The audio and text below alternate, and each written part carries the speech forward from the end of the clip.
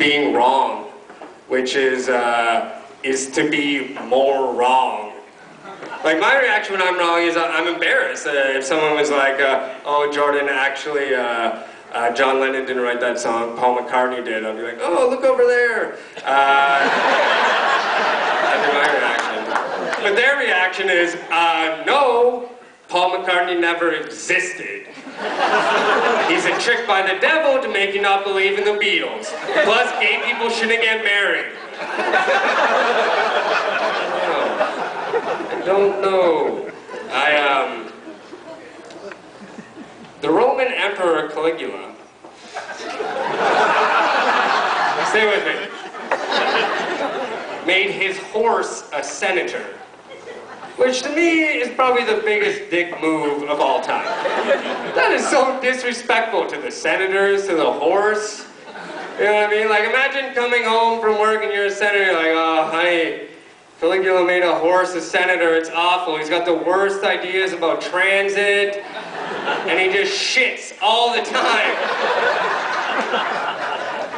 What I'm trying to say is, your move, Harper.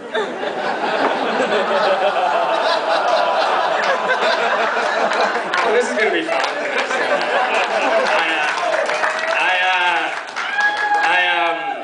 I think our Prime Minister's a piece of shit. It's like a very simplified way of saying something stupid. But if we're all gonna keep voting him in office, can we at least also vote to make him wear some kind of mask? Because that guy is horrifying to look at. He is awful to look like. He's got these baggy eyes, and who taught him how to smile? Looks like he's discovering the smile for the first time. He hasn't figured out how to make it look like he's not gonna kill a baby. It's like, Stephen, could you maybe not smile? Oh, fuck it, just put a sweater on him. It's just like our Prime Minister looks like an overweight robot set to pedophile.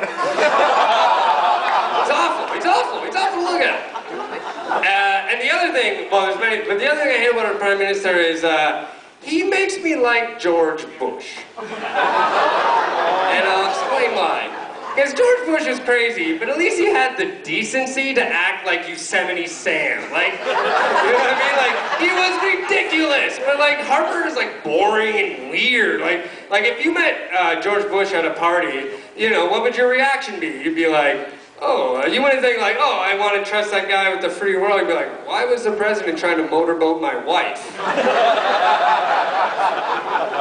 But Stephen Harper, you know, he'd shake your hand and what would you think?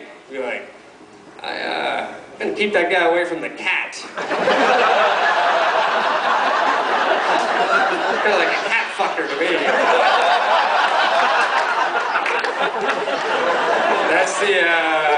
That's the political satire part of the show. So those jokes from Air Farce, all the cat fucking jokes. I was gonna tell a little story about my favorite Sault Ste. Marie story, and then I'm gonna take off.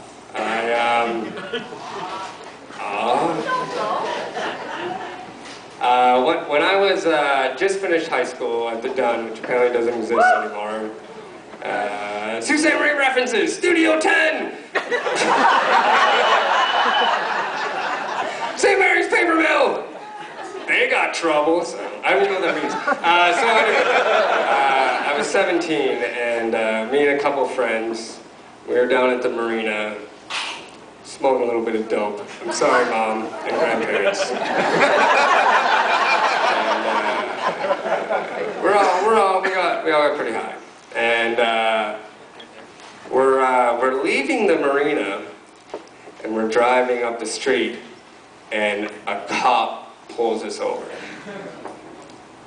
And we're just freaking out, right? Obviously, we've never been pulled over before, only 18, 17, however old I am. The cop, and we're just freaking out. I'm in the back seat, I'm just so freaked out. And guy in the driver's seat, I'm gonna call him Saul Makovich.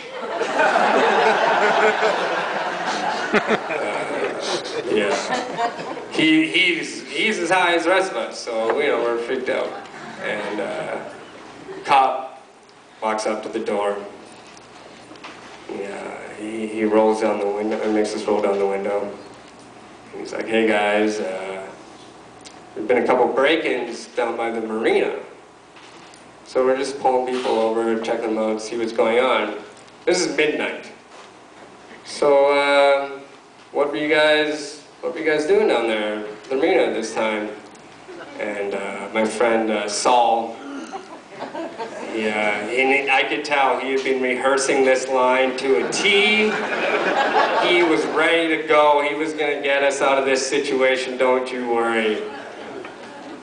He looks up at the officer and he says, just feeding the ducks.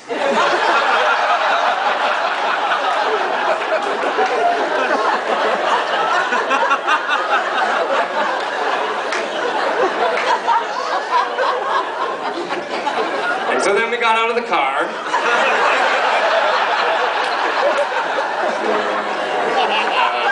Cut past this too. Alright guys, that's been my time. And I'm gonna bring back up your host, Dying to Love. Thanks a lot, everyone.